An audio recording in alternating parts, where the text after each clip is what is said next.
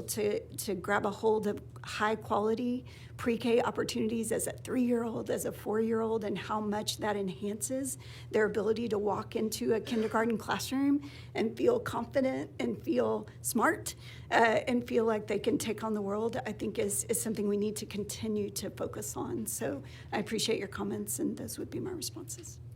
Thank you. All right. Members, any more questions for Ms. Trejo? Okay. We appreciate you being here. Thank you. Chair calls Amber Shields, Sarah Berry, or Beret, Kara Waddell, and Janelle Frazier.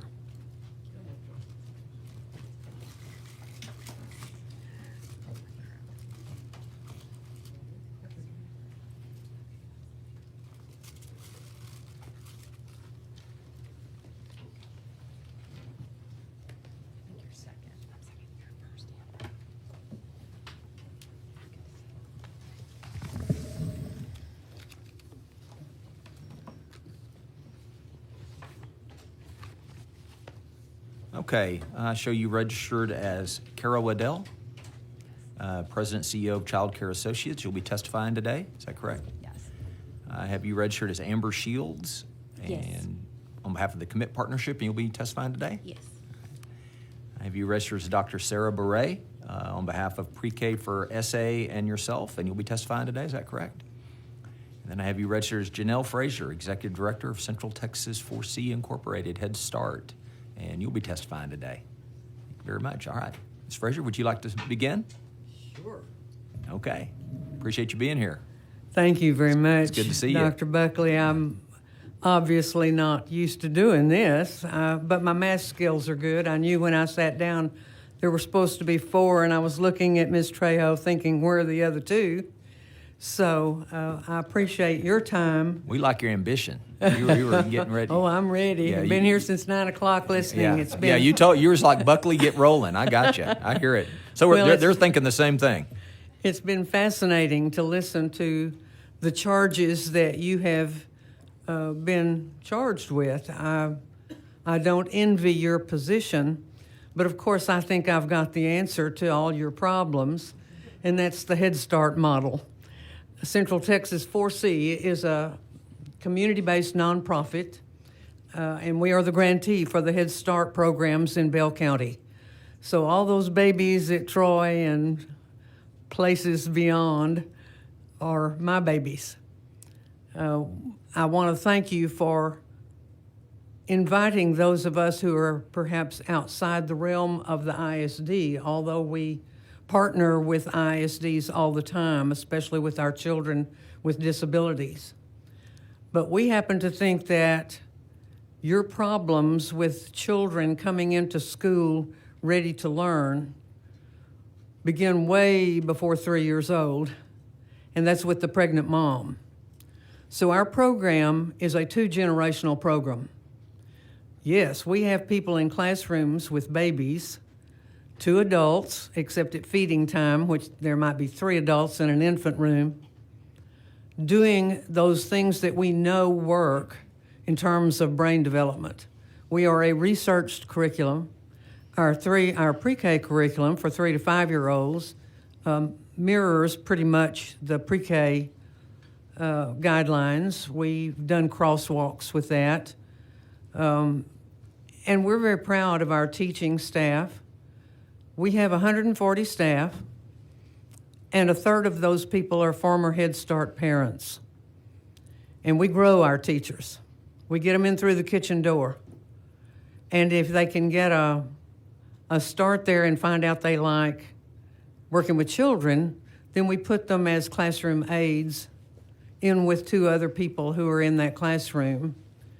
And they see what good teachers can do with those babies, with those wobblers, with those toddlers, and those pre-K kids. If they like that, we'll pay for them to go to college and get 5 courses in early childhood development right off the bat. That exceeds the CDA, which is a requirement for being a teacher assistant in our classroom. And teachers have bachelor's degrees. Some are still almost at bachelor's degrees, because when the schools started having problems, they found out we had bachelor's degree people. And so a lot of our people went to the public school. We're glad to help. That's what we do. We try to help get the poorest, most at-risk children ready to come to you with social skills, emotional, self-regulation skills, fine and gross motor skills, numeracy, literacy, language, science, and social studies skills.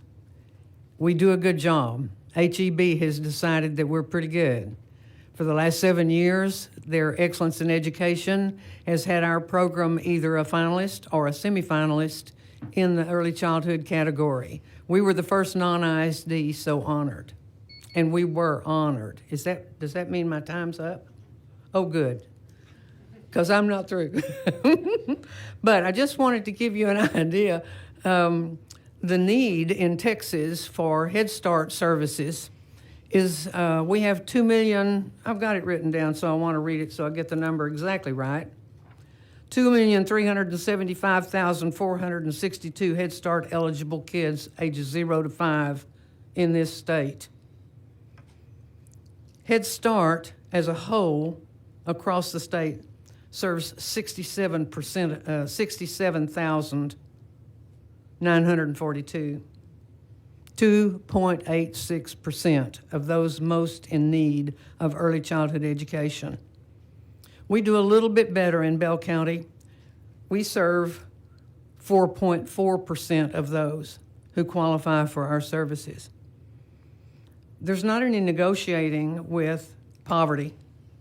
And so a lot of times what you're looking at is that in the state of Texas, our median home income ranks in the 40s. Not 1, not 2. Doggone it, I'm a rancher's daughter from Texas. I like being number 1.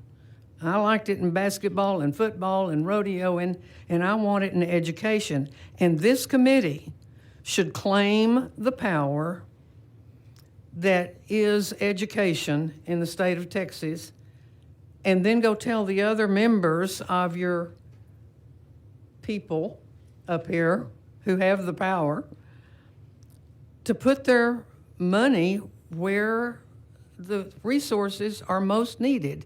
Heckman, the Nobel economist, said the greatest investment that a country can make in its GNP is in early childhood education. Not education, early childhood education. Because if you don't get it by 3 in terms of brain development, you'll be able to learn things. You'll come into school here, peers may be here, and you'll both be able to learn, but never to the potential that they could have if they could have had the Head Start model of service delivery. So how can we do a better job of working with y'all?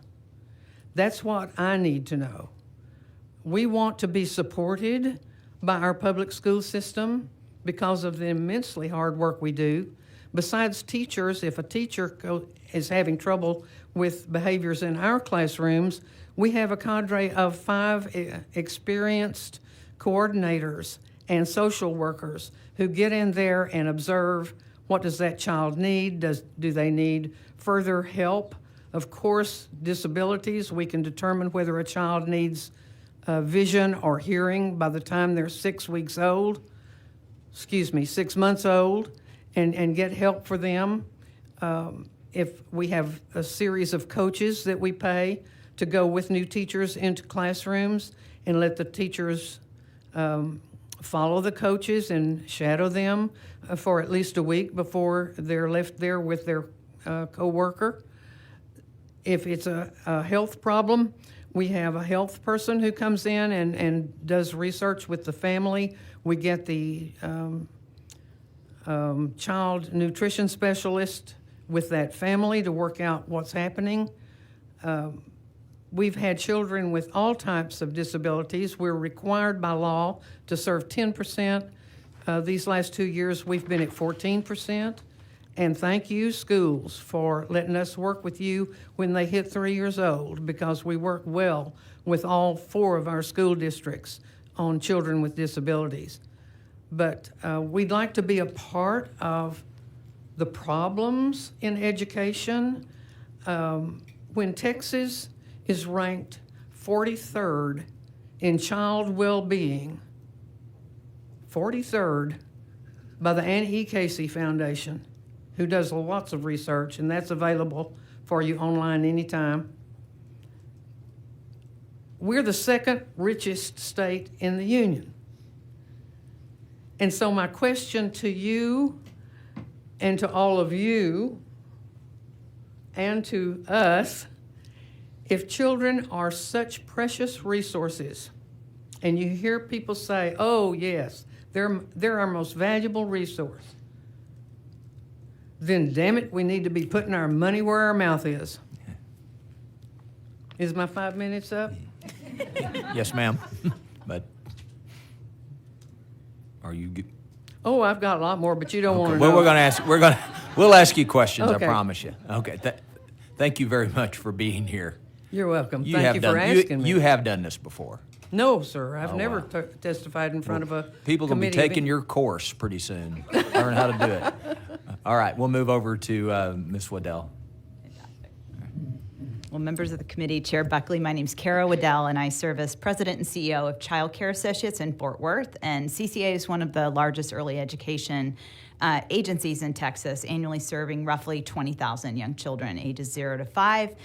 We are a child care services contractor for 2 workforce board areas, Tarrant and North Central Texas. But I was invited today to provide testimony specifically because we are an operator of pre-K partnerships. So pre-K can take a lot of forms. High quality pre-K can take a lot of forms and contexts. And so my comments will be specific to that. So since 2021, CCA has partnered with Responsive Ed Public Schools to operate Pre-K Today. That is a pre-K partnership program designed to increase pre-K access for young children of working families by enabling them to receive it within the context of a full day childcare program. So in this model, we function kind of like a hub, an intermediary hub. We connect our LEA with independent community-based childcare programs to help deliver high-quality pre-K in that context. We provide essential backbone support to both the LEA and the child care program, co-enrollment of pre-K eligible children. We help them understand how to use a high-quality curriculum. It's a play-based environment. We're helping blend and braid child care funding as well as pre-kindergarten funding, and supporting the child care program, but also supporting the high-quality child care educators in order to deliver pre-kindergarten. And so this upcoming year, Pre-K Today will support about 50 pre-K classrooms across 39 independent child care programs in North Texas. So making pre-K accessible in community-based programs is often referred to as mixed delivery pre-K, so a technical term. And across the U.S., there's about 44 states that fund pre-K, and about 40 of them do fund mixed delivery pre-kindergarten. And so why do they do this?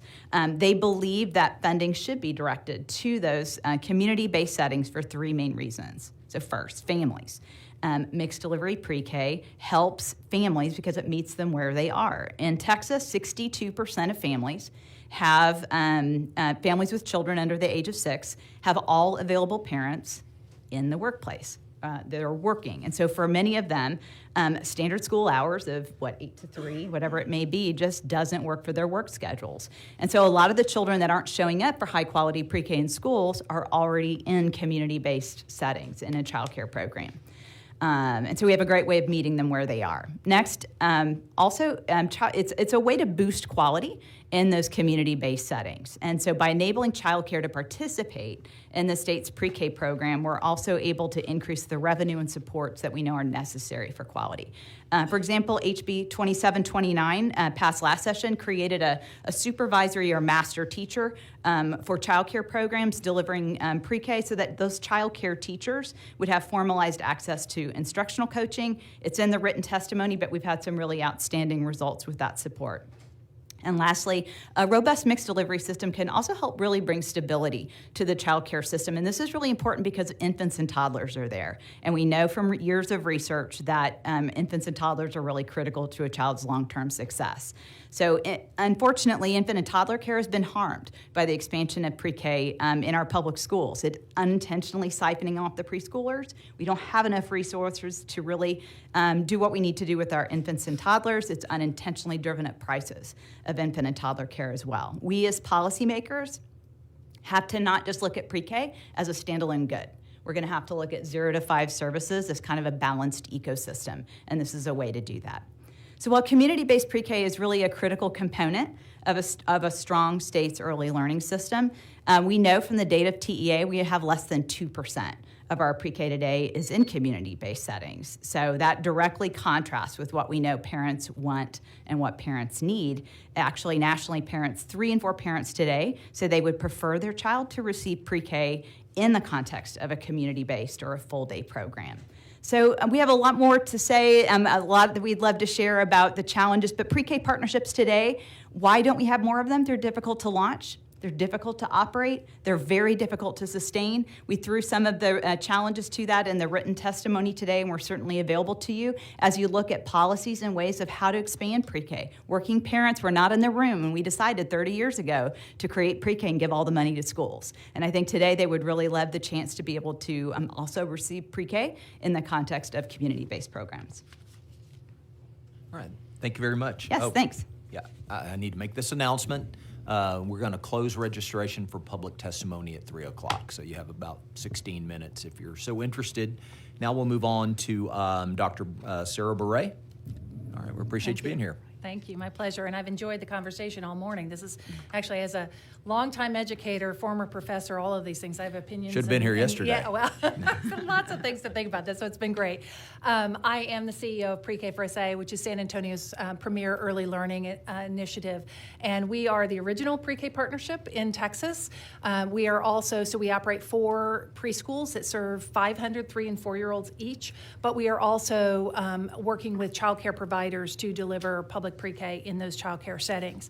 I'm here to talk to you about brain development and why pre-K matters so much. So 90% of the brain develops before the age of 5. Young children are developing 1 million synapses, neural connections a second. That means that not just every day in the life of a young child matters, but every minute matters. And so what we do with our young children and how we help their brains develop is really critical to what's happening in 3rd grade. The majority of our brain architecture develops before we get to kindergarten. So the brain that you have today was largely the same brain you had at age 5. Now, our learning happens throughout our lifetime, but that brain architecture has a lot to determine about how we do later in life. If you look at page 3 of the handout, this is a chart that shows brain's development in relation to the effort that it takes to learn. So if you see in the very earliest years, the brain's ability to change or learn is very high, and it takes very little effort to make that change. But as we get older, it takes a lot more effort to make that brain change and for us to learn. That's why, at my age, a lot harder to learn things than when I was a young child. And so this shows us why working with our young children at the very earliest ages is so critical. Because before we start kindergarten, 90% of our product, if you will, has already been developed. You've heard about Heckman today, and so on page 4, we're talking about James Heckman, who is a Nobel laureate economist. And he and other economists are the ones that make the case for high-quality early learning, particularly high-quality pre-K. And what Heckman equation shows is that if you invest early, so dollars we have to invest in education are precious. The place where you will get your best return on that investment is before the age of 5. So it doesn't mean that those other programs won't return outcomes for you, but it isn't going to be as efficient or as effective as if you put those dollars into the earliest years. In fact, I like to say that if we'd known then what we know now, when we developed our public education system, it would have started at birth. And maybe by high school, we'd have kids into internships and working in jobs and things like that. And I want to be clear, that doesn't mean we would put babies into public schools. What Shannon is talking about is this mixed, I'm sorry, I was thinking about Shannon, No Kara, the mixed delivery system where the people who are working with young children, whether it's in homes, whether it's in faith-based providers, whether it's in child care centers, are highly skilled and know how to do brain development. We need more resources for that.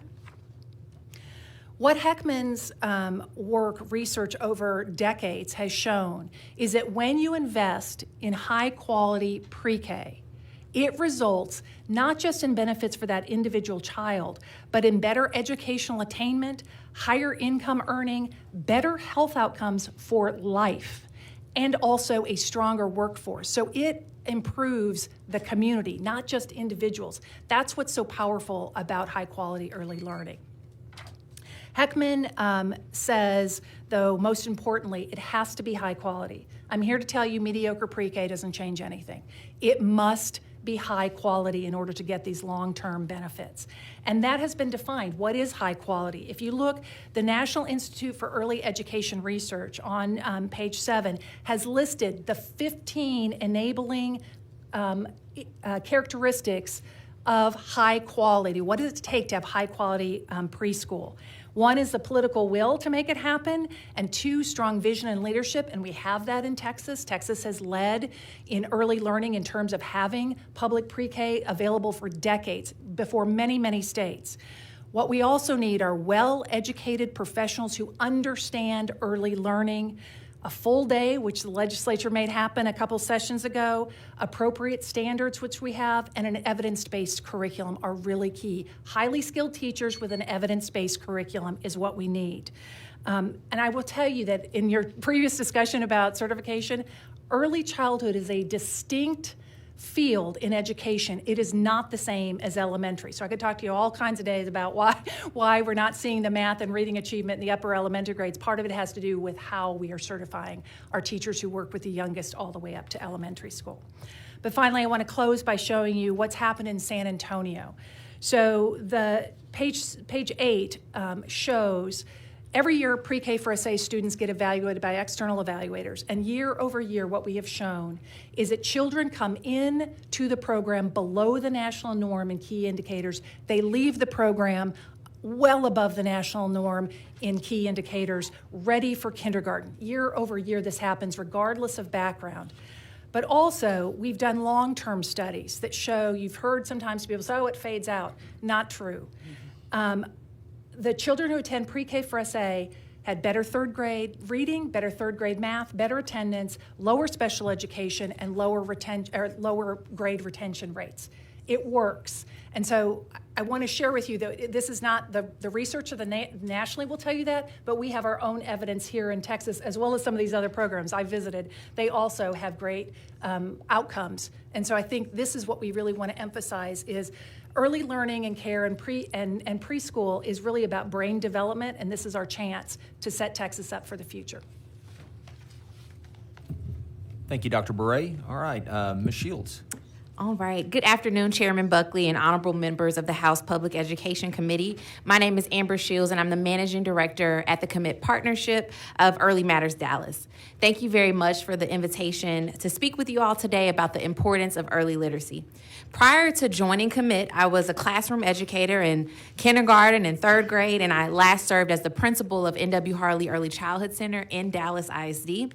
As a school leader of a pre-K through second grade campus, I work with the teachers at our school to ensure that every single student that crossed our doors was equipped to go to third grade and be successful. So if you would direct your attention, I think she's passing out the slides now, to slide 2. The data is clear. A few things matter more to a child's future than their ability to read.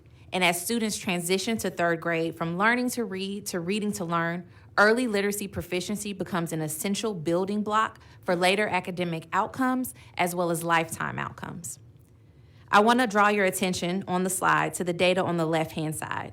The green bars that show only 1 in 5, which is 18% of Texas third graders who did not meet grade level reading expectations in 2019, caught up to perform at grade level by 6th grade.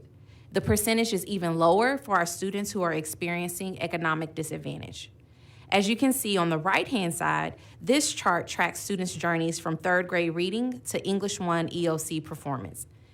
Although some students do catch up, what this chart shows us is that very few students who scored did not meet in third grade are able to get caught up to meets or masters by the time that they are in high school. Ultimately,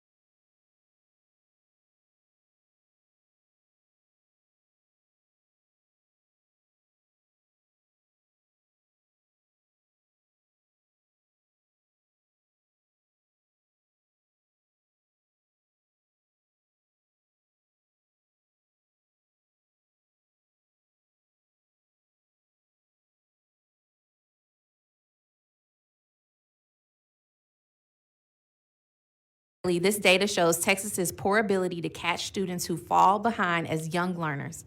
We must get it right early on and intervene before it's too late. This will require big commitments and actions by Texas adults in the education system. I know earlier we spoke about NAEP data, and Texas has actually made great strides in early literacy as a result of House Bill 3, which put Texas on the right track by introducing the early education allotment in addition to reading academies, as well as requiring local school boards to adopt goals to improve third grade reading proficiency. These policies are likely why we have seen some progress in our national ranking on the fourth grade literacy NAEP scores. Nevertheless, we are still far away from reaching our goals. We can all agree that Texas being 33rd in the nation is not acceptable. Second, as you can see on the right, in terms of Texas-specific standards, currently just 1 in 2 students, 46% of our third graders are meeting on-grade level proficiency. What can we do to improve early literacy outcomes and beyond?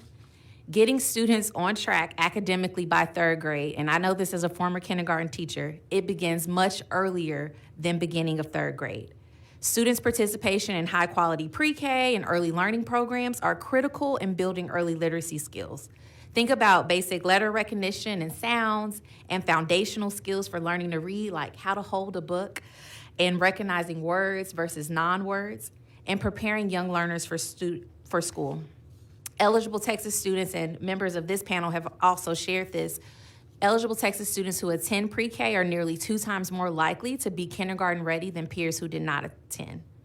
Right now, if you direct your attention to slide 4, the state supports pre-K through the early education allotment, but pre-K students do not generate this funding weight. Only kindergarten through third grade students do so. Expanding the early education allotment will ensure more students have access to critical early learning that sets them up for later academic success. As Deputy Commissioner Trejo shared, Texas has some existing policies regarding literacy screeners and intervention, but these could be refined to further support student success and enable responsive policy making. So as we think about a student's journey from pre-K to third grade, progress monitoring in pre-K may show that a student is on track and kindergarten ready. However, without similar data and literacy screening in first and second grade, we lose visibility into this student's literacy development. By third grade, the student performs that does not meet level on STAR, making it much harder to catch up to grade level, which can impact the student's future academic and economic success. This scenario isn't unique. We lacked reliable literacy progress data for nearly 800,000 first and second graders in Texas in the 22-23 school year. Without this information, parents are often unaware of their child's true performance and miss opportunities for additional support. In contrast, states like Louisiana, Mississippi, and Tennessee have implemented robust early literacy screening policies and seen significant gains. How can we support student success if we don't measure early proficiency and growth? I know I'm getting close to time, so I'm gonna just go to my recommendations. If you would direct your attention to the last slide.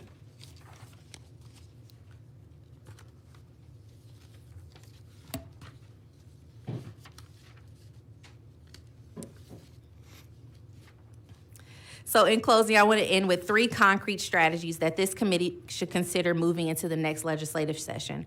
1, expand the early education allotment so that enrolled pre-K 3 and 4 students generate the additional weight, strengthening access to critical quality early education. The second is strengthening our early literacy screening and intervention by ensuring schools utilize evidence-based practices for progress monitoring instruments to detect foundational deficiency, and teachers have assessment literacy to inform instruction, equip parents with reliable information, and provide targeted reading support. The last piece is adjust the additional days school year program's base calendar requirement to 175 days. It's currently 180, to allow more school systems to participate in extended instruction time, reversing learning loss, and closing achievement gaps early on. Thank you very much for your time and consideration of these recommendations that we believe will greatly support the improvement of early literacy outcomes. Again, Texas has led on this in the past, and I'm confident we can do so going forward. Thank you, Ms. Shields. Thank you all for your testimony. Members, any questions? Representative Harrison. Thank you, Chair. Thank you, panel, for being here. Just a question on Head Start. And first of all, I'll start with just thanking you for what you do for so many kids. I can hear it in your heart. You want what's best for the next generation of Texans. That's a sentiment we all share. I have interest in Head Start. The Office of Head Start, as I'm sure you know, is administered by the Administration for Children and Family, which is overseen by the U.S. Department of Health and Human Services, where up until 2021, I had the privilege of serving as the chief of staff of that department. So I have some real interest in this program. And I think everybody would agree it was designed with the best of intentions. But the reality is we got to grade programs based on their results and not just their intentions. So there was a study that was put out, I don't remember, it's been some number of years since I've seen it. I want to say during Long ago. Yeah, it was during the Obama administration. It was not during a Republican administration. I think it was mid-Obama. The FACES study. Yeah. I haven't looked at it in some number of years, but it got a lot of publicity. And what it effectively showed, and admittedly this is an oversimplification, but basically was the benefits that students were achieving from Head Start were evident in kindergarten, but largely diminished by the time you got to first grade, and then they were completely indistinguishable from the control group, I think by third grade. One thing that is interesting about Head Start among federal programs is that not only is it's a program that's run by grantees, we have lots of those, but it's not a state level program. So the federal government directly works with you, the individual grantees. So the results, not unintuitively vary from state to state and region to region. I would be very curious with your experience, especially in light of that very well publicized data that the Obama administration put out, which did cast some doubt, just objective, there's no aspersions here, just objective doubt onto the efficacy of the program. Do we have empirical data that would contradict sort of the national level study that put out here with Texas students and Texas grantees with the HHS ACF program? I know that the Office of Head Start has a lot of data that I don't have at my fingertips. But I do know what our data shows.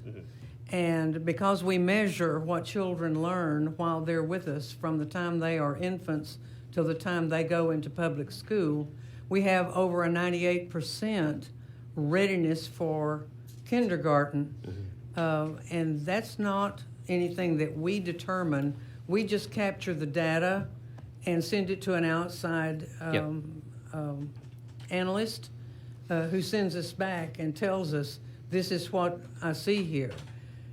That does several things for us. My question has always been, because we have proven that we can get extremely low-income children ready for kindergarten ahead of their non-Head Start peers. If it fades out by third grade, that's not Head Start's fault. They're coming to you then.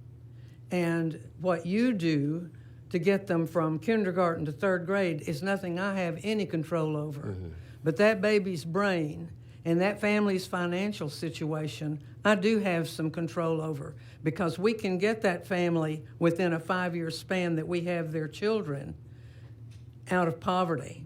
And we see it time and time and time again. And if you've ever fought the beast that is poverty, you know how hard it is to get from one strata to another. But that's why it's a 2-generation, and I would say 3 sometimes, 4 once. We had a great-grandmother who had 3 babies in our early Head Start program. So I'm not sure what all the FACES study said, but you know, with any kind of program, there are going to be a lot of variations. We know we have an excellent program. I've worked there for 30 years, and like I said, I like to be number one, and I think we are. But that doesn't mean that we don't have a model that is a good model for programs working together with these partnerships. I would love to be able to just take these ladies to lunch and learn everything ways we could work together, because nobody in the state supports what we do. We can't even get Texas TWC funding. We can't apply for 5-star status anymore. That has changed. We used to be 5-star status in the child care TWC programs. Well, and I very much appreciate that. And you're definitely not talking to somebody who's unsympathetic to the beast that is poverty. I mean, you're talking right now to the son of somebody who at various points in time, my father was homeless in junior high, never graduated high school, got a GED after he enlisted in the Navy. I'm very sympathetic to that dynamic. I just also want to make sure that we as policymakers and as fiduciaries of tax money, and I say this as somebody who's now sat on the federal side overseeing this program and now have at some state level responsibilities to it, it's an incredibly expensive program. I think over $300 trillion. I think since we started, there's over 250,000 employees, I think, nationally. So we are spending just tremendous amounts of money. And I would love to offline with you and hear what kind of empirical data you may have to show, because I would agree. It wouldn't, and I don't think it would be fair to say that the issues with Head Start would be completely responsible for what the data are reflecting 4 years later. But it does call into, because we've got to get that fixed in our public schools. So we've been talking about that for 2 days here. Yeah. But it is a fair question, and I think question that as fiduciaries of taxpayer money, we are compelled to ask, to look for empirical data that may show efficacy or potentially lack thereof. So I'd love to follow up with you offline. And I know that it's out there. Yep. I haven't taken a lot of time to do that because we only have a team of 5 administrators for this program. Our administrative costs are always below 9%. Because the money is going to go to those kids and families.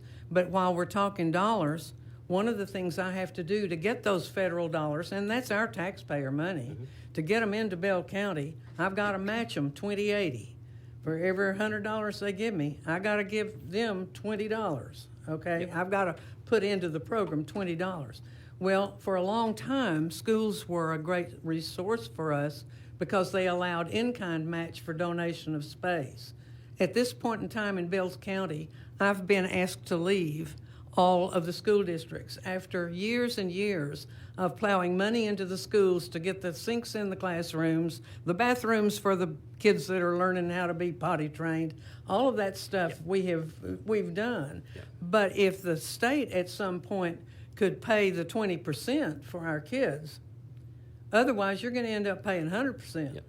And please know I appreciate what you're trying to do here very, very much. Just understand, we just don't judge programs based on intent, right? Like, got to have some data. So that's all I'm asking for. I And know. I really appreciate you being I'll here get you and your some. testimony. Thank you very much. Thank you. I appreciate it. All right, thank you. Members, any more questions? I've got some. You mentioned something that is a little off topic. Well, it's not, but it's interesting. You said that an unintended consequence of pre-K impacted childcare. And one thing back home that I hear from everyone that has a kid, for my own kids that have kids, to everything else, is just how expensive childcare can be. Walk me through what made that or how that occurred. Yeah, well, I know it's And maybe you said it and I didn't catch it. But yeah, but at the infant care today in Texas, I believe that average is higher than the cost of one-year public college tuition in Texas. And so parents, save for college, and suddenly they have an infant and are faced with that expense immediately. So, if you're running a program and you're serving children 0 to 5, your loss leader is your infants, and you make up for that with your preschoolers. And so, if you're running a program and trying to balance the books, profit margins are often 1%, 2%, 3%. They're not large. And if you lose your 4-year-olds and then you begin to lose your 3-year-olds, I know very few programs that are able to really balance the books in running only infants and toddlers. And so one of the benefits of working together and bringing pre-kindergarten and infants and toddlers together into a single program is we're able to make sure that we keep the cost on infant and toddler. Last thing we want is to bring those costs up. We want to make sure that we have a high-quality community-based programs that can provide the infant and toddler care that working parents need, and also potentially provide the preschool services that those working parents and the hours that those same parents may need as well. As the kids get a little bit older, they may find it more convenient to put the preschool-age children in school because they may have an older sibling. And so what we're finding is that parents are just needing those options. So that's what I meant for the infant-toddler side, is that if we don't pay attention, we can accidentally bankrupt the child care system. And so we're having to kind of help calibrate the system by paying attention to what those costs are. And it's difficult. We have 2 different state agencies. The funding's in 2 different state agencies. And sometimes it's the community-based programs that can kind of get in there with the numbers and help our policymakers understand where some of the challenges are coming. Yeah, that's interesting. So let's Dr. Bure, that was great. And man, I am literally going to take your chart home. I feel the pain of the effort to learn thing, being now 57. I think I've seen that. I hadn't seen it in a while. I'm glad thanks for reminding me. But let's talk about that. So Representative Harrison mentioned sort of that high quality on one end, and that's engaging the family, the 2-generational or 3-generational impact. And if you look at research across the country, high quality programs tend to focus there too. And I have people on my side of the aisle saying, what are we doing spending money on that? And I think, well, maybe parents should do this, parents should do that. Well, I would offer, well, sometimes, too many times they're not. Mm-hmm. So what are we to do? But as we look at what happens early childhood, 0, 2, 3, whatever. How do we keep that momentum going? If we talk about brain development and all that, so what is and anyone can chime in on this. What do we do to get it off center once we hit kindergarten? One of the things that happens, and I would say that in terms of Head Start, James Heckman offers some evidence that actually it is a good investment and it does work. He speaks specifically to this but one of the things that happens in this pressure to get test scores up, we often mistakenly believe that if we get children to mimic learning earlier, that they are doing better. What I mean by that is to take, say, a pre-K, and if they can, right, 2 + 2 is 4, we think that's learning. That's actually not. They're just mimicking it unless they actually have the fundamental concept of that. And we start under pressure doing that more and more, where we're having children essentially perform learning rather than actually learning. And in part because if you don't know early childhood education and brain development, then you can mistakenly think that just getting kids to practice skills is the same thing as getting them to learn it. So part of it is in our approach, but also part of it is in when children have access to high quality pre-K, they will excel and they will do better, but the point is it's not just about third grade. What the results show is it's lifetime. They have better high school outcomes, better college going, better career going, because it's not just about discrete skills. It's really about your brain and being able to do complex thinking and having what we call executive function, which is the ability to set a goal, create a plan to do that goal, execute the plan, and if it doesn't go well, you can say, oh, let me analyze that, and how do I change that, and how's that connected to my behavior? Executive function is developed most easily in the ages 3 to 5. And that's what we're really, so in early childhood, we're focusing on brain development. This is fascinating to me. It really is. That's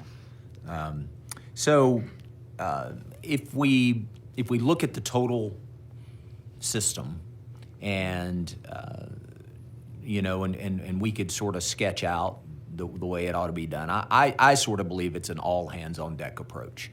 There are so many children that have such diverse backgrounds and some with certain advantages and others without, that is not going to be a, here's the plan. It is going to take the Head Starts of the world. It's going to take our private providers. It's going to take our public providers. And so what are there states that y'all look to where you go, man, they've got a good handle on it, and something that we could begin to study? And I've studied some of them, but are there some recommendations on that? Anyone? Yeah. I think what's interesting with states, a lot of times people will look to the state level early learning system, and I think it's important to look at both states and community-based early learning systems. One thing that's interesting about North Carolina is over 20 years ago, they invested pretty heavily in thinking about their regions and the community level, because a lot of what's happening in schools, we all know, isn't really happening in Austin. It's happening at your community level. And the efforts that are happening with our community-based programs in Dallas ISD, or what's happening with the school district and her community and our child care providers, it's really happening at the community level. And so one of the things that I would encourage us to look into at various states, such as North Carolina, such as what's happening in Louisiana. We talked about the Mississippi Miracle. They have an interesting model of mixed delivery pre-kindergarten as well, is looking not just at how are they lining up the deck chairs at state agencies, but how do we really make this work at the community level, between schools, between the private providers, between the Head Start grantees, so that we have, we've called it kind of a delicate ecosystem of 0 to 5. Families are different. And people, I always say the plan for young children, plan A is families, plan B is families, plan C is families. But families need help in those years, and we certainly know that children benefit from high quality early education as a partner to walk alongside families during those years. And Texas loves families. Texas loves working families, and we think that partnering with communities and partnering with those providers during those years is a really powerful way for Texas to help advance a high-quality early education system. But do you have examples or models that you like? I think Alabama has some interesting work that's happening, as well as Illinois. Illinois has done some particularly nice work around kindergarten readiness and how we measure that. And I was just going to add, while I'm not familiar with the child care work in the states you mentioned, Mississippi and Louisiana, however, when we think about the 0 to 8 continuum, it's so interesting that the same states that she named for 0 to 5 are doing exceptional things in the K-3 space as well. So I think it's really impactful as we think about the continuum of this work, and it begins from birth through age 8, which is the whole early childhood spectrum, and it's all interconnected. I think also when you look at child well-being, look at New Hampshire, Massachusetts, and Utah. Those are 1, 2, 3 in the Annie E. Casey data.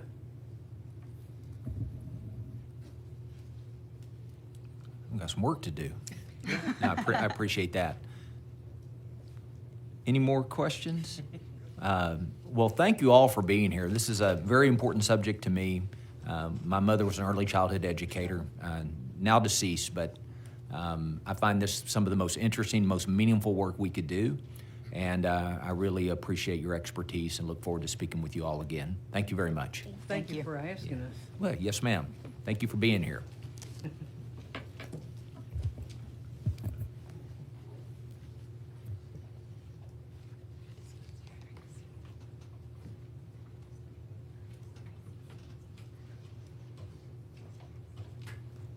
Chair calls Casey Sullivan Taylor, Stephanie Augenbaugh, Gabe Grantham, Carrie Wright, and Dr. Claudia Trevino Garcia.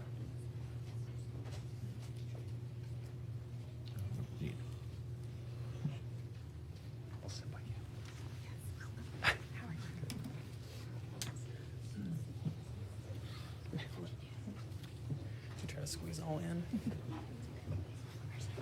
Sorry about the tight quarters. Because All right, I'll show you registered as Gabriel Grantham, policy advisor on behalf of Texas 2036. Is that correct? yes, sir. I'll show you registered as Casey Taylor, early literacy policy director, Excel and Ed. You testifying on behalf of Excel and Ed, is that correct? Correct. Good to see you in person. Thank you. I'll show you registered as Stephanie Augenbaugh on behalf of Uplift Education and yourself, and you'll be testifying? Yes. Show you registered as Claudia Trevino Garcia, Board Treasurer, Texas Association of Bilingual Education, and you'll be testifying? Okay. And I have you registered as Carrie Wright on behalf of Good Reason Houston. Is that correct? Yes. All right, I've got the whole crew here. The whole gang's here. All right, we'll begin with Ms. Taylor. All right. Thank you, Chairman Buckley and members of the committee. I appreciate the opportunity to be able to address you today. My name is Casey Sullivan Taylor, and I represent Excel and Ed as their Early Literacy Policy Director. And I want to point out some things today that will look at policy as a catalyst for change and ways that states that many of the states that I'll talk about today, you all have mentioned in the discussion. And I love that it's been pointed out that many of those states do have a comprehensive approach from early literacy in early childhood through third grade, and in some cases even up to 8th grade. But I want to first begin by talking just briefly about a few data points. The first is that when we look at data for third grade and the importance of students reading by third grade, we know from the Annie E. Casey Foundation study that 88% of students who failed to earn a diploma were struggling readers in third grade. We know that students who are not reading proficiently at third grade are 4 times more likely not to graduate high school. And if they're African American or Hispanic, that increases to 6 times more likely. And for those of low income minority status, it would increase to 8 times more likely. In addition, 7 out of every 10 inmates cannot read at a 4th grade reading level. So when we think about where our dollars go and where we invest in students, we can put our money in the latter stages where we're trying to recover, or we can really invest our dollars in those early years when we can make the difference and change the trajectory. I'd also like to point out a Barbara Bush Family Foundation study that was done in, in conjunction with the Gallup group. They actually found that our nation could be losing up to $2.2 trillion annually due to low adult literacy rates. And you all are in a position as part of an education committee to look at ways that policy can be a foundation to execute change and ensure that all students in Texas are strong readers.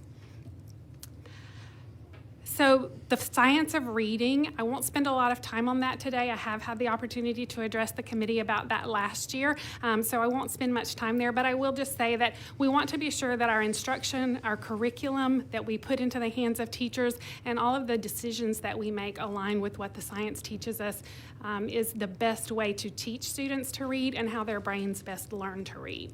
That means that we're addressing word recognition skills as well as language comprehension to achieve reading comprehension. And so we know from experience that effective policy strategically implemented does work. In my slide deck, I've included an image that's been shared by the Mississippi Department of Education. I had the privilege of serving as part of the literacy leadership team there from 2013 at the outset of the literacy initiative until 2019 when I relocated to North Carolina to work with their literacy efforts. But you can see on that slide that Mississippi over the last decade has made strategic changes and made huge gains across NAEP. When we look at the gains that have been made over the decade, Mississippi has been first in the nation for 4th grade math, first in the nation for 4th grade reading, third in the nation for 8th grade math, and 7th in the nation for 8th grade reading. So what is happening in Mississippi is a comprehensive approach that wasn't just about the Literacy-Based Promotion Act that passed in 2013 and began implementation that same year, but it also was paired with an early literacy policy. It was also paired with a higher and more rigorous approach to standards across K-12. There were many things that were happening at the same time. The comprehensive approach for the Literacy-Based Promotion Act looked at all of the things that are essential to a solid literacy policy. It looked at educator training, which Texas has. It looked at coaching for teachers. That's one Texas has not yet adopted. It's that literacy coaching support to help teachers transfer their learning from the reading academies into practice in the classroom.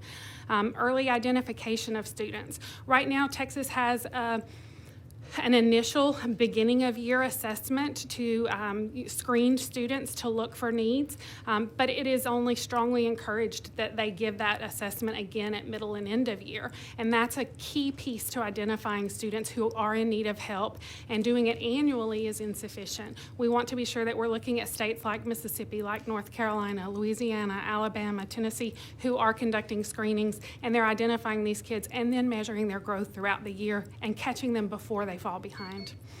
And then when we look at parent communication, being able to let parents know how their students are doing on those screeners. And those screeners range from 10 to 30 minutes, depending on what type of screener it is. Many of them are computer-based and give data that inform instruction and intervention. But letting parents know how their students performed within a 30-day window is another critical piece. And then thinking about individual reading plans. When a student is found to have a deficit in reading or that they are struggling, we want to empower them with an individual reading plan that ensures that they get evidence-based interventions to support them as they continue to grow and fill the targeted gaps that they need to be a successful reader.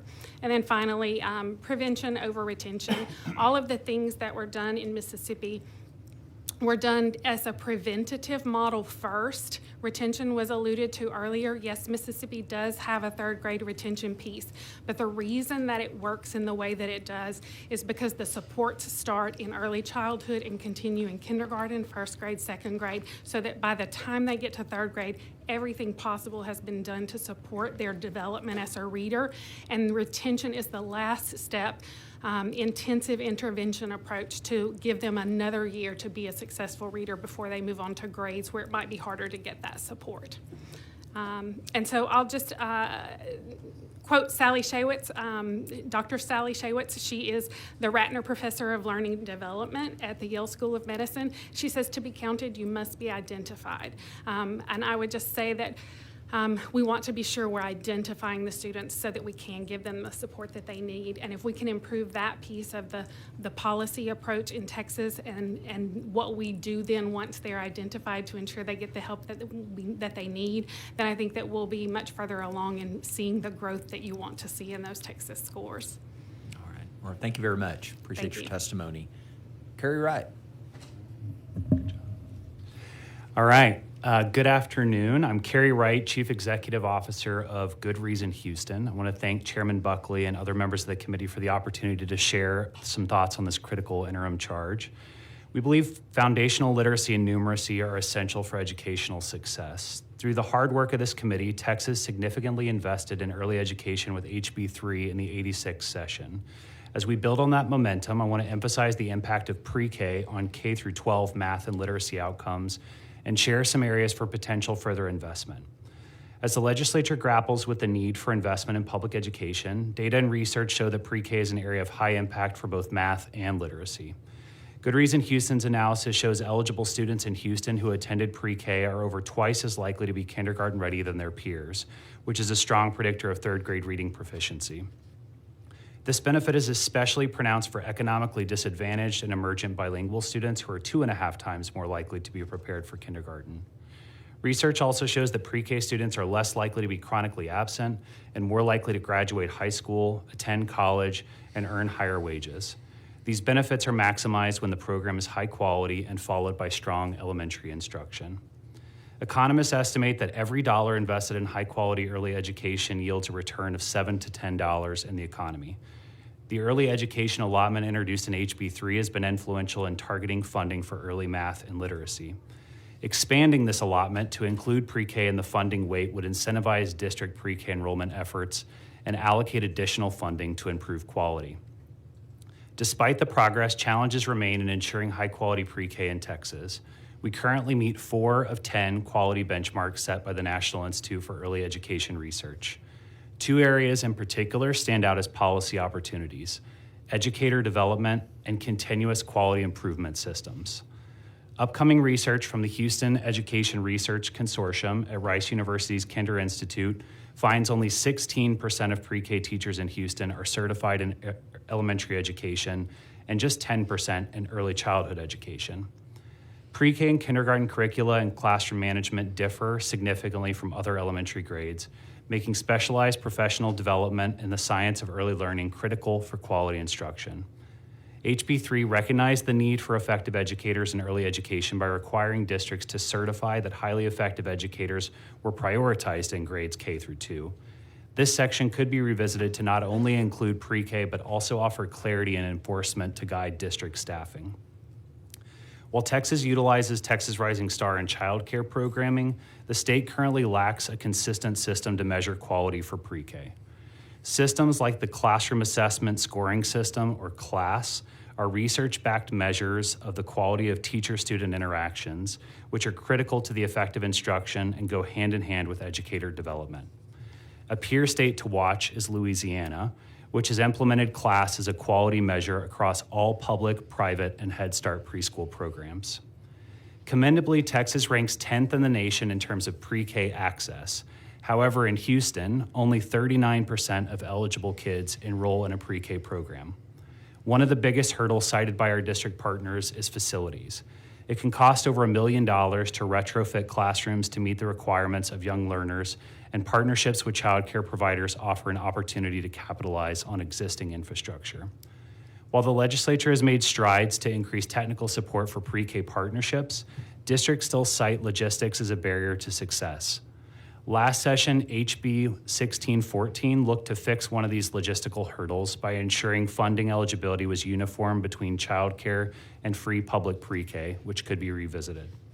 Finally, I want to underscore again that high-quality pre-K is most effective when paired with high-quality elementary instruction and support. Last session, we endorsed the early literacy supports outlined in HB 2162 for appropriate literacy interventions prior to 3rd grade. I welcome the opportunity to continue the conversation and to explore corollary supports for early numeracy to ensure the gains we see from pre-K are sustained. Thank you again so much for your consideration and commitment to early education. All right, thank you very much. Appreciate your testimony. Gabriel Grantham.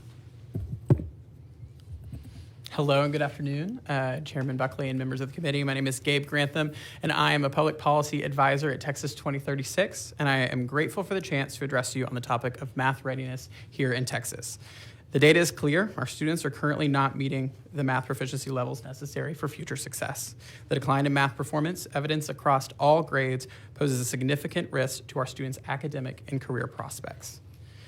And the data in front of you is clear. Currently, less than half of our students in Texas are performing at grade level in mathematics, with some grades seeing only about a third of students meeting necessary benchmarks. Across all STAR-tested grades, the percentage of students performing at or above grade level has decreased compared to pre-pandemic levels. This decline is not isolated to any single grade. It is widespread and is affecting students from elementary through high school. And while it is an important goal to get back to pre-pandemic levels, we have to acknowledge that if we do, we only reach 50% of our students. Pre-pandemic, we were still leaving 50% of our students behind in math. This decline in math performance has long-term implication, in part due to the low success rate of remediation and acceleration efforts. By the time students reach high school, less than half are prepared for college-level math courses, as indicated by their scores on the SAT, ACT, and TSI exams. The inability to meet these benchmarks hinders their chances of success in higher education and in the workforce, where strong math skills are increasingly critical. Texas' performance on the National Assessment of Educational Progress, the NAEP, further highlights the severity of the issue. Texas students, particularly 8th graders, have seen a significant decline in their math scores, as discussed earlier today. This decline began long before the pandemic and was exacerbated by the disruptions it caused. Over the past decade, the percentage of 8th graders scoring at or above basic has plummeted over 20 percentage points. And even more alarming, less than 1/4 of our 8th graders are now considered proficient in math. Now, I do want to make a clear distinction that proficient and grade level expectations on the STAR are different, and we can absolutely discuss that if you have questions about that. This means, though, that the majority of our students are not just behind, they are losing grounds on essential math skills. In some areas, such as data analysis, statistics, and probability, we have seen a loss of roughly 2 years of learning for our 8th graders. And while Texas ranks relatively high in certain student demographics compared to other states, this should not mask broader achievement gaps. For example, while Texas ranks first in 8th grade Black student achievement in math, the average score is still below the basic level. These disparities underscore the need for targeted interventions to ensure all students, regardless of backgrounds, have the opportunities to succeed. As other states have recognized the urgent need to improve math proficiency, they have taken steps to address the issue. Texas must now follow suit by investing in targeted interventions, especially for our youngest learners, by providing ongoing professional development for our teachers, focusing on early identification for math struggles, and equipping parents with the tools they need. We can begin to reverse the downward trend in math achievement and set our students on a path toward success. The abilities for our teachers to effectively teach math is critical for student success, yet only 36% of Texas principals report that their math teachers demonstrate a deep understanding of the math teaching methods, and only 41% report their teachers have deep math content knowledge. When isolating out for elementary, those percentages are actually lower. Without robust professional development and continuous support through coaching, our teachers are not equipped to meet the needs of the students. Expanding access to high-quality math coaching and professional development programs can significantly improve the quality of math education across the state. Texas is lagging behind in early mathematics intervention, with no statewide requirement to screen for math deficiencies in young children.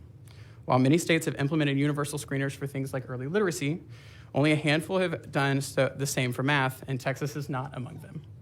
This lack of early screening means that many students' math challenges go unnoticed until they have already fallen significantly behind.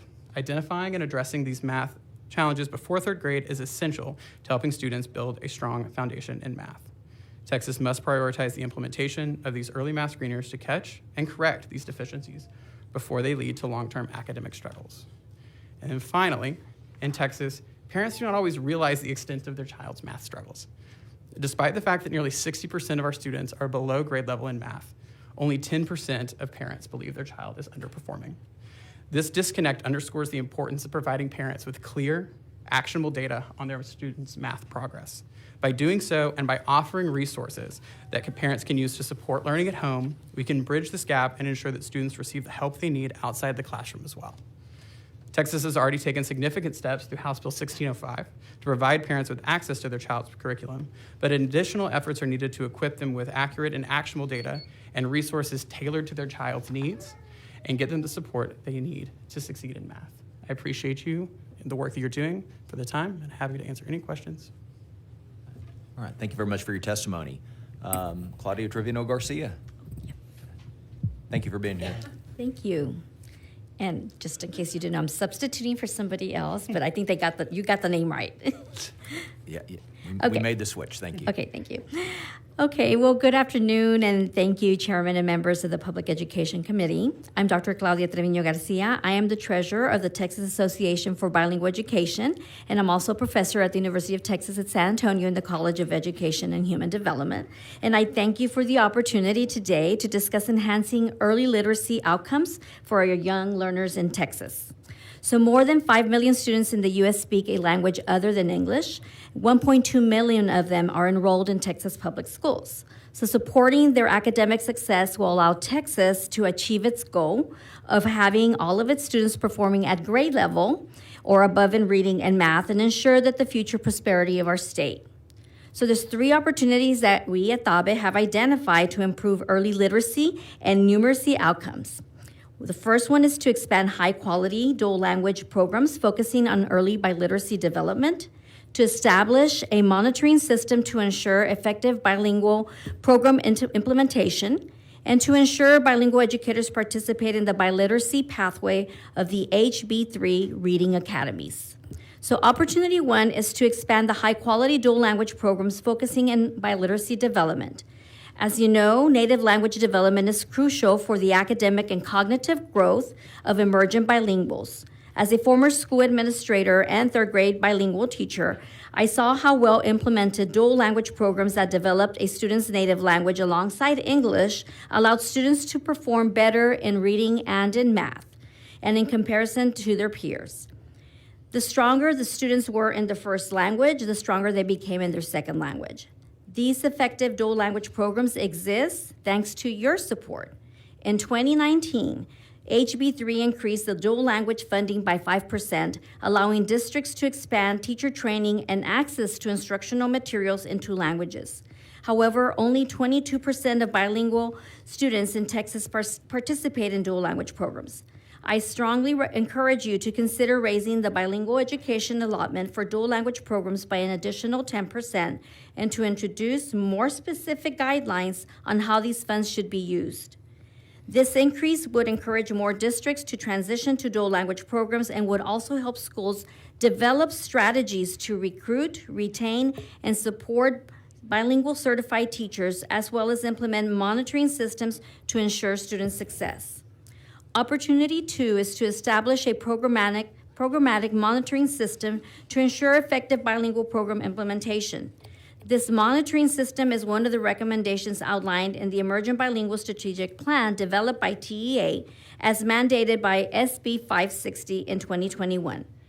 A state-level programmatic monitoring system would focus on evaluating program model implementation based on student outcomes and providing technical support directly from the state as needed. Well-designed biliteracy assessments used for progress monitoring would allow districts to develop biliteracy trajectories to track students' development in both languages from pre-K until graduation, which would serve as a foundation to determine the need for timely academic interventions in the early grades and will culminate all students having the opportunity to receive the state seal of biliteracy upon graduation. Opportunity 3 is to ensure bilingual educators have full access to a biliteracy pathway of the HB3 reading academies. Your support of HB3 in 2019 led to the introduction of the reading academies, which required all K through 3 teachers and administrators to undergo intensive training to ensure best practices in early literacy. As a formal dual language program coordinator and teacher, I can personally vouch for the strong skills in early literacy and knowledge that teachers gain through this course. However, not all bilingual teachers were required to complete the biliteracy pathway, which limited their ability to develop the specialized skills necessary to effectively teach bilingual students. Teaching for biliteracy requires a different set of skills than teaching literacy in one language. So it's crucial that teachers serving bilingual learners have full access to biliteracy alumni course and not only the English pathway. In closing, I urge you to keep support for the initiatives that have already positively influenced bilingual education by expanding high-quality dual language programs, implementing a state-level programmatic monitoring system, and ensuring that bilingual educators have full access to the biliteracy pathway in the HB3 reading academies. We can provide our students with the support they need to succeed academically.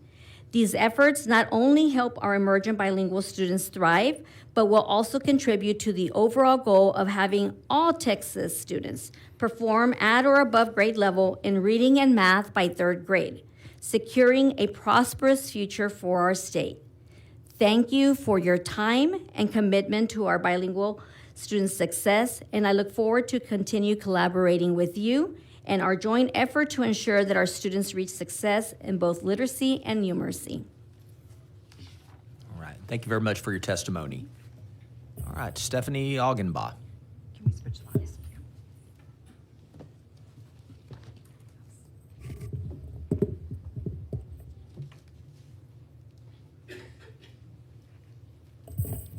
Good afternoon, Chairman Buckley and honorable members of the House Public Education Committee. My name is Stephanie Augenbaugh. I serve as the Managing Director of Academic Strategy and Support at Uplift Education, where I oversee quality programming for emerging bilingual students, students with IEPs, and other students in need of additional intervention needed to be successful with our rigorous college preparatory curriculum. I'm honored to be here today to share my school district's work with K-2 early literacy intervention. Our story begins when we undertook a comprehensive review of our students' performance on a critical academic benchmark, third grade reading. In 2019, prior to the pandemic, only 35% of our third graders met grade level standards. Following the disruptions caused by COVID, that number fell to an alarming 23% in 2021. We had to confront the stark reality that only 1 in 5 of our young learners was reading at grade level. We knew from the research that reading on grade level by third grade is critical for strong academic outcomes and access to meaningful college and career opportunities. So we've been implementing data-driven interventions and support strategies to address these challenges early on. Research unequivocally demonstrates that providing high-quality intervention is an effective strategy to accelerate struggling students. Direct support from a consistent and well-trained adult outpaces gains from tech support, class size reduction, materials, and professional development. In the elementary years, studies confirm that this type of intervention can realize gains of up to 7 months of learning. While implementing these types of interventions is challenging and costly to stand up and scale, the impact has been consistently validated nationwide. When we began this work 4 years ago, the idea was quickly supported by our campus-based leaders who were eager to provide additional support and make it an integrated part of the school day. We started with a small group of around 90 students at one of our Uplift primary schools and expanded to a larger program the next year.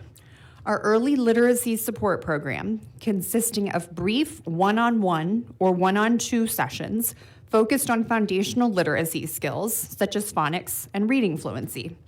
We provided the intervention 4 times a week to about 1,400 students across 12 elementary schools. The support was tailored based on students' results on a literacy screener. Excitingly, in that second year, we saw significant results, and a randomized controlled study confirmed what we expected to be true. Specifically, students who were the furthest behind grew the most. Students who received the intervention in earlier grades, for example, kindergarten versus second grade, saw the greatest academic growth.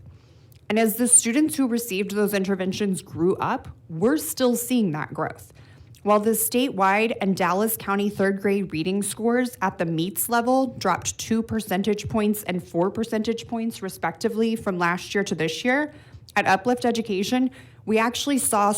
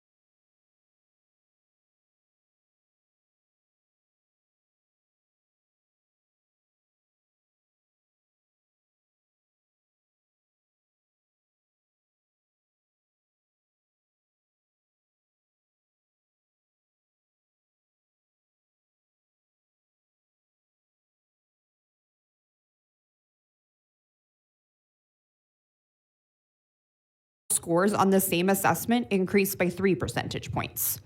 Given those positive results, we're continuing the program this school year for our students who need additional support. As the committee discusses potential policies to support early literacy outcomes, I want to share what we've learned from our work. First, early literacy intervention works for Texas students.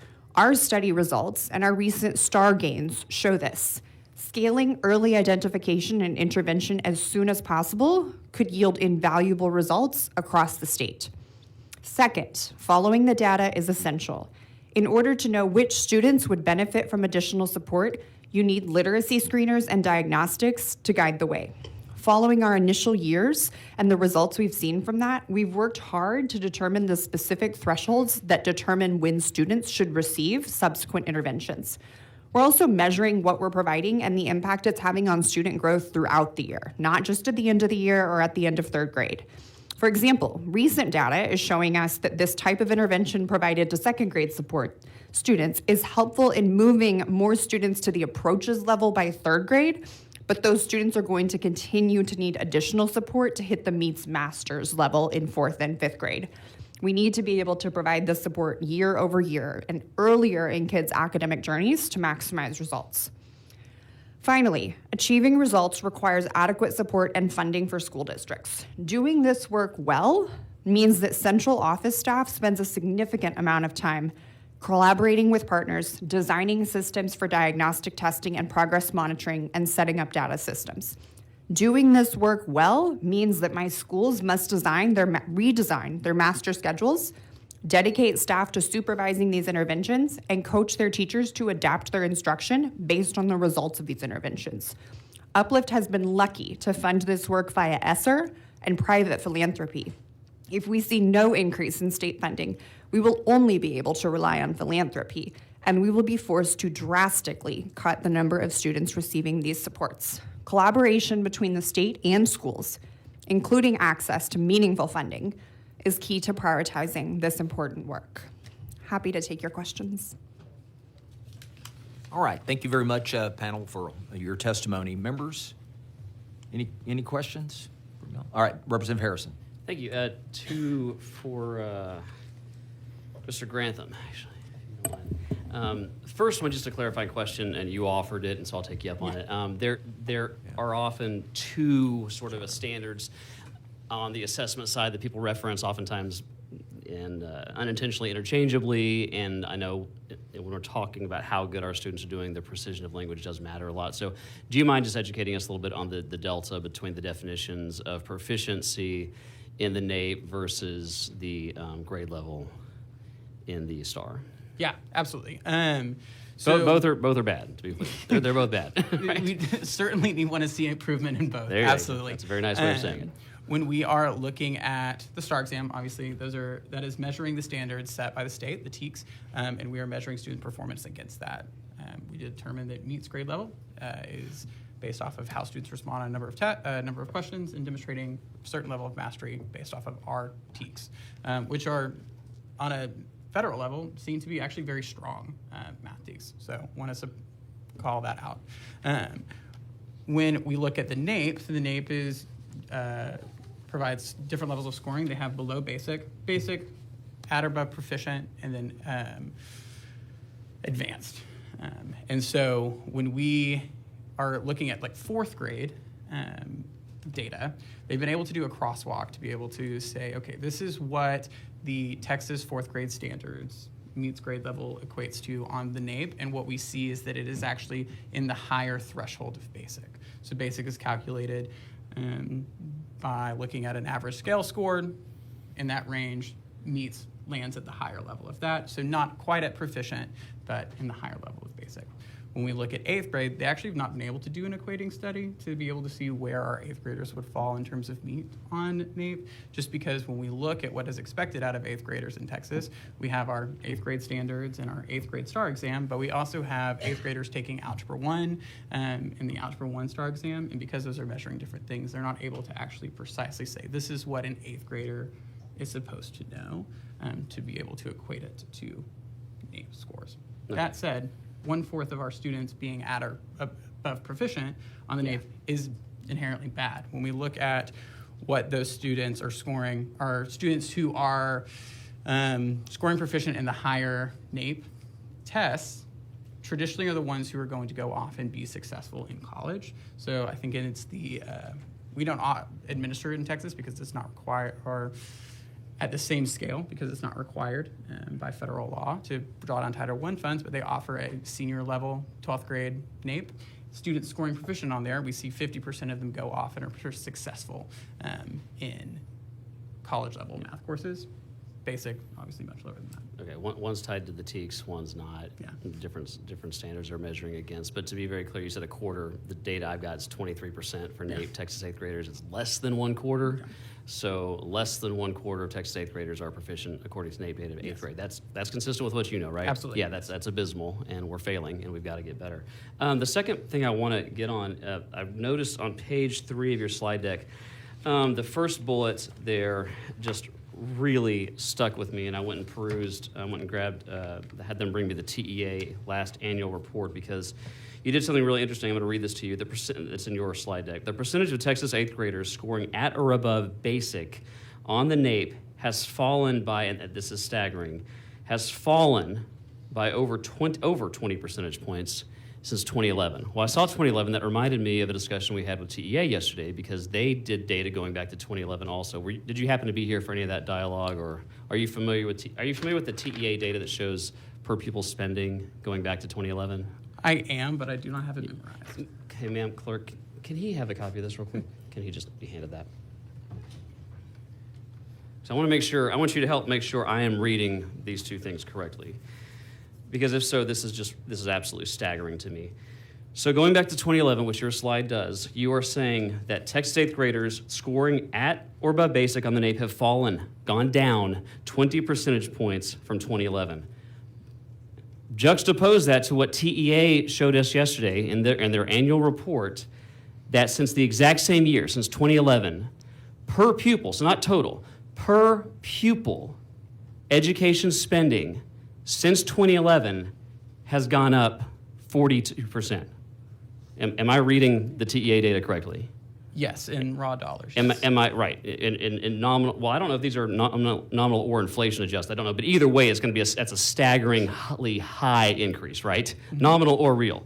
And I'm reading your chart correctly, right? So is it correct then, when you put the two together, to say that when per pupil funding was 42% lower, math outcomes were 20% higher? Yes, for 4th grade NAEP scores. I will add the caveat that there is a lot of things that did take place between 2011 to today. So that is certainly an element of... You could discuss the variables, but it is objectively true, pulling official TEA data, your NAEP data that you've presented in here, to say that when per pupil spending was 42% lower, math scores were 20% higher. Yes, sir. Yeah. So is it fair for some of us to have the position then that just blindly throwing more money at the same system without systemic reforms is the wrong way to go? And the allegation that I've heard ad nauseum since the first day I've been on this committee is that the problem in public education in Texas is a lack of funding. That is just not true, and the data do not support those contentions. Is that correct? I think there is a lot of data out there, and I think that there is a lot of things you can look at that would have affected these scores. Recognizing, yes, since 2011, the total dollar amount of funding has continued to go up.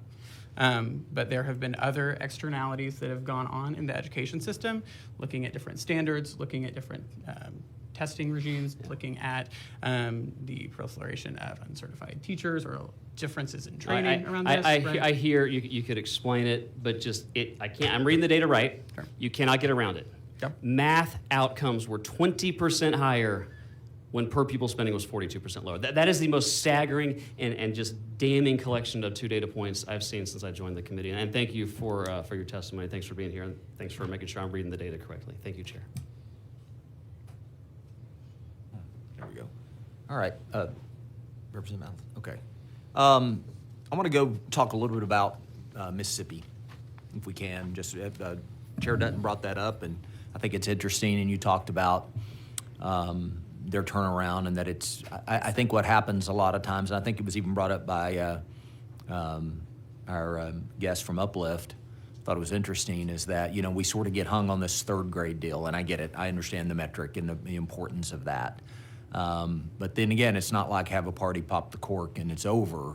You have to keep going. So do we have any data on Mississippi and this incredible gain, if you will, to third grade, as how it looks after the fact? We do have a study that was conducted, and it was actually published last year, I believe around February, and it was conducted by the Wheelock School at Boston University. They looked into Mississippi's students, and they looked at that first cohort of students that would have been subject to the third grade retention test. They looked at students who were retained in that first group, and then they looked at students who were just above the passing mark and were promoted. And they actually saw that moving into middle school, they were only able to study it as far as sixth grade due to lack of assessment results when the pandemic happened and things like that. But they were able to follow that cohort to sixth grade. And at that point, they were able to show that the students who were retained under the third grade assessment piece actually were outperforming by sixth grade the students who were promoted at just above the line. Now, remember, retention isn't just retention. Retention in Mississippi is intensive intervention in third grade, meaning they get a third year that looks a little different. They get a guaranteed qualified teacher that has shown a record of success. They get additional, in addition to the 90 to 120 minute block of reading support, they get additional intervention supports of a minimum of 90 minutes. They get parent support. They get a number of other things that are there to support those students in a retention year. But we do know that those students actually benefited in that way. We also can look at what has happened in the intervention support. As well as since changing a curriculum. They're currently conducting a pilot where they're looking at districts, and we don't have the data from this yet, but we're anxious to see it, where they're looking at districts that adopted high quality instructional materials. It is still a choice in Mississippi. They have a recommended list, but there is not a requirement yet. It came a little later in the process. But with that, they're seeing changes in those districts that's demonstrating that when you use high quality instructional materials that are aligned to the science of reading, it benefits our tier 1 instruction. And when we get it right the first time in the delivery of the classroom instruction for all kids, then it reduces the need for intervention. But then when we also require evidence-based interventions, then we see those kids benefit and help fill targeted gaps that allow them to go on more successfully. So there's data across many different respects for Mississippi. We're also seeing it in North Carolina. North Carolina had a policy from 2012, a fairly comprehensive policy, but the trajectory of it did not require alignment to the science of reading, and it went a little different direction and more aligned to balanced literacy, and they were showing regression across their state. Their state data demonstrated regression. So in 2021, they did a complete overhaul of their literacy policy. Since 2021, on their universal screener, which is Amplify MClass, they're outpacing the nation for the last 2 years from training teachers in the science of reading and ensuring that classroom instruction is aligned. So it's not a stretch to say that the science of reading or structured literacy versus whole language or whatever is not just a phenomenon of a podcast. It is not a phenomenon. Because I hear that a lot. But so it does work. It Places does. where kids are learning more, that we've doubled down on.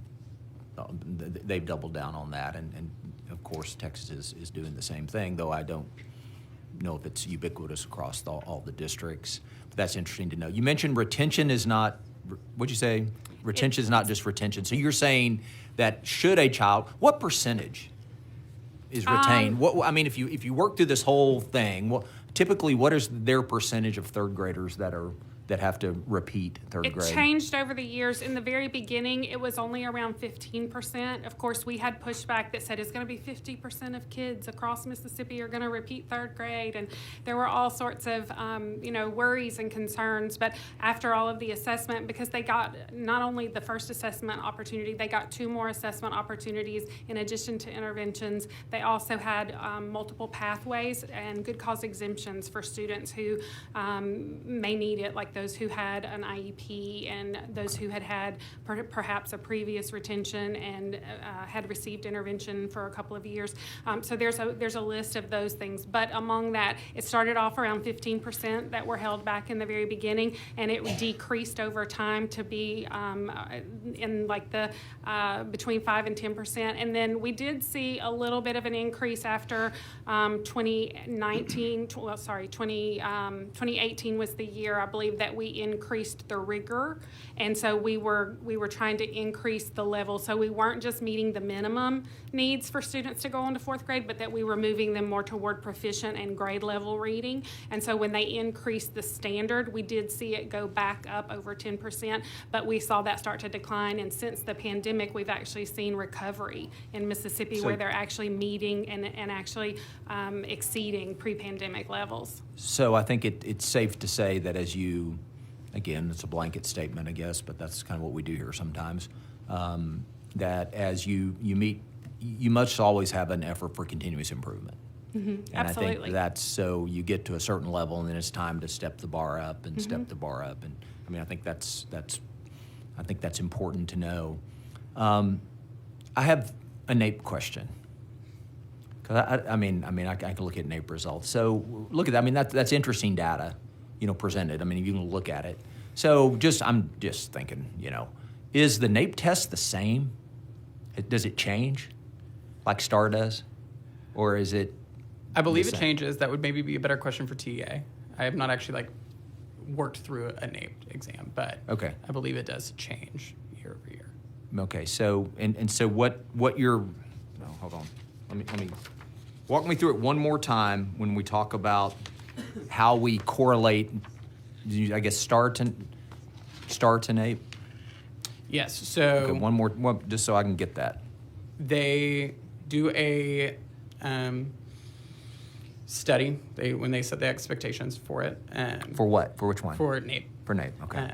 And they look at what the grade level expectations for each individual state is based off of the standards and the way that we have set our cut scores for STAR. And then we'll do an equating study to see where would that fall in the scale scores for NAEP. So they've sort done of a that crosswalk thing? Mhm. Okay. Yes, sir. All right.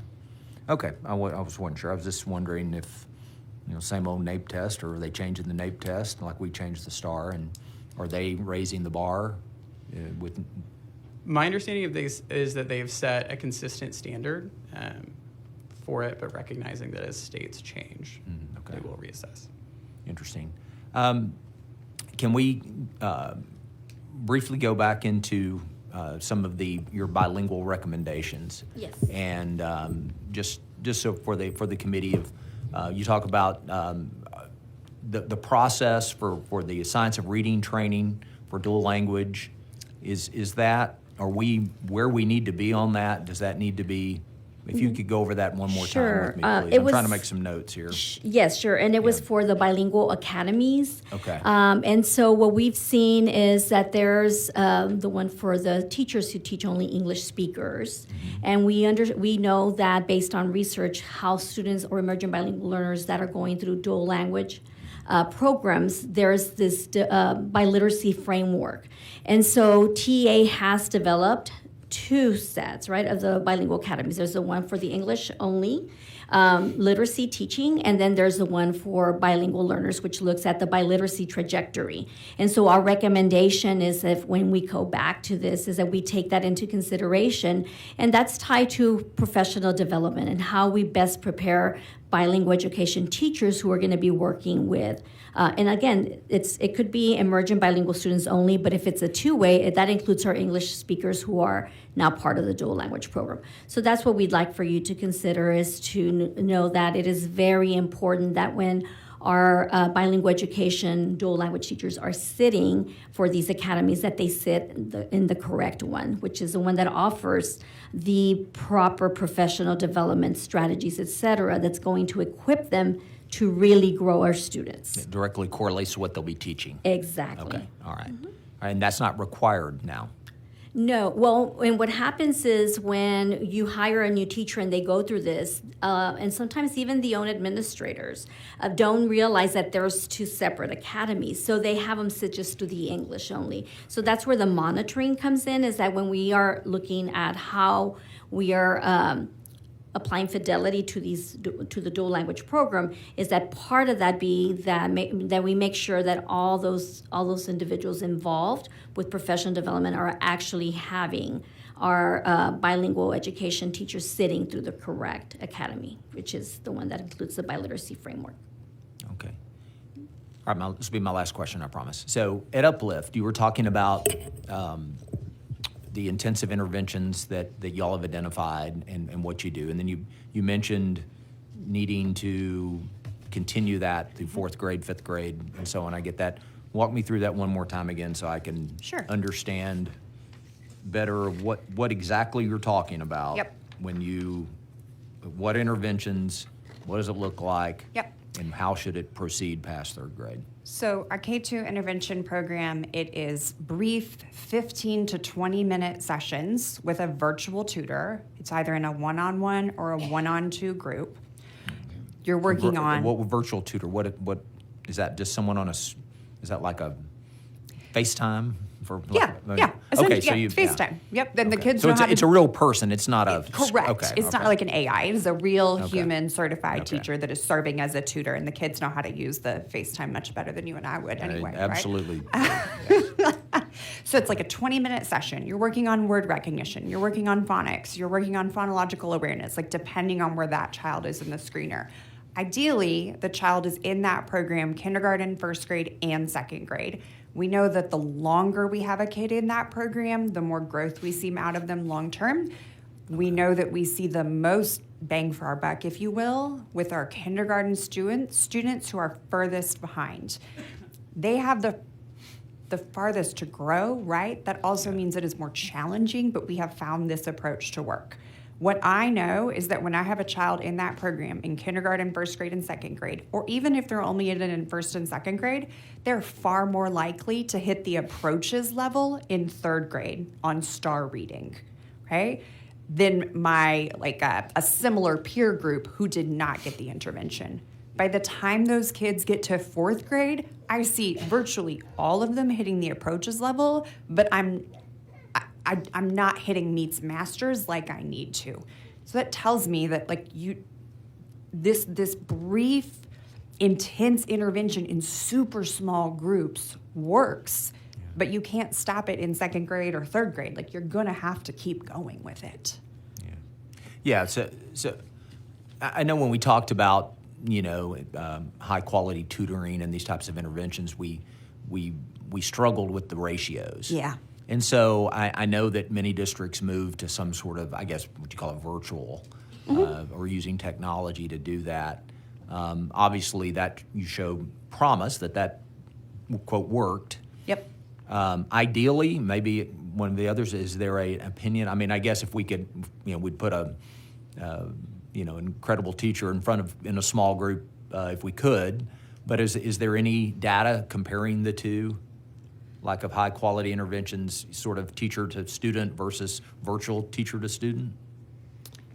I can't cite data right off the top of my head, but I do know that there are models that we can look at. Tennessee is a model where they've had a high dosage tutoring piece as a part of their literacy policy, and they saw some really good gains from that. What type of tutoring was that? Face to what I call face to face? It was human. Yeah, it was a human teacher. What working ratio with students. did they use? I can't cite that explicitly, but I'll be happy to get you Okay. that information. I can collect that and send that to you. And so I do know that it was intended to be small group, and it looked a little different. It could be done through summer academies, or it could be done throughout the school year, or in some cases both.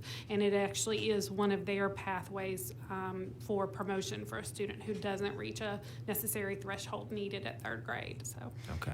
but they, along with a number of other states, are investing in some high dosage tutoring pieces. I think in most cases they do find that where they are able to have a live teacher, and in some cases virtually present with the student, that is proving to be more effective oftentimes than a technology-based approach. Okay. All right. Interesting. All right. I was just going to say, like this year, I'm experimenting with at a few of my schools with a 1-to-3 ratio, but for reference, like my gut tells me that's going to be my cap for this really high quality early elementary intervention. Yeah, I think it Pelican Campus. highlights just how hard this is. And the staffing that's because needed. of the ratios required Yep. and just how you have to drill down so deep. And then, I know that when we talk about what we talked about earlier today is, the number of or lack of teachers and lack of, just not enough bodies, not enough hands on deck.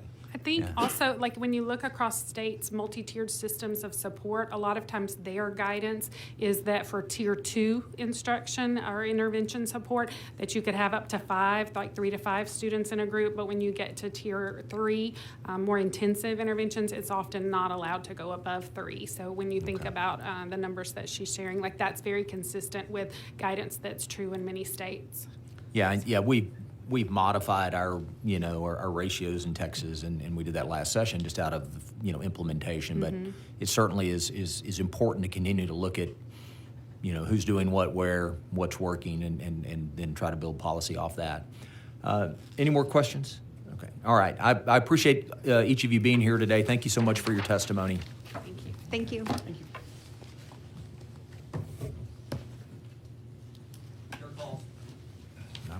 Chair calls Aaron Garner, Janet Shamak,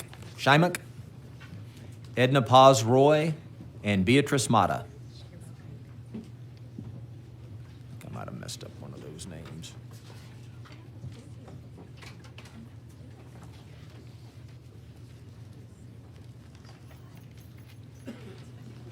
This is our last panel, and so we'll have public testimony after this panel. So if you're registered, be ready. We'll get you up here. We're going to go right into public testimony. Okay. All right, I show you registered as Beatrice Mata. Yes, sir. Okay, hi there. Representing on behalf of Ector County ISD, you'll be testifying. Yes. I show you registered as Edna Paz. Yes, sir. Hi there. On behalf of IDEA Public Schools, and you'll be testifying. And sorry about the last name. I have you registered as Janet Shemank. That's what I was going to do. I have you testifying on behalf of yourself. Yes. All right, appreciate you being here. And I have you registered as Aaron Garner, Director of Early Childhood for Leander ISD, and you'll be testifying today. Yes, I have. All right, thanks for being here. All right, we'll just start on this end, and if that's okay, and we'll go from there. Thank you very much and good afternoon. My name is Erin Garner and I'm the Director of Early Childhood in Leander Independent School District. And I'd like to thank the committee for giving me the opportunity to talk about early childhood education, the importance of it, and the impact on math and reading proficiency. Leander ISD offers a continuum of services, early education services, for families who have children from birth to 5. We have a Parents as Teachers program, which is a home visitation program where we partner with families with children birth to 5. We also have our early childhood special education program, which serves 3 and 4-year-olds with disabilities, in our pre-K3 and our pre-K4 programs. Altogether, these programs help our youngest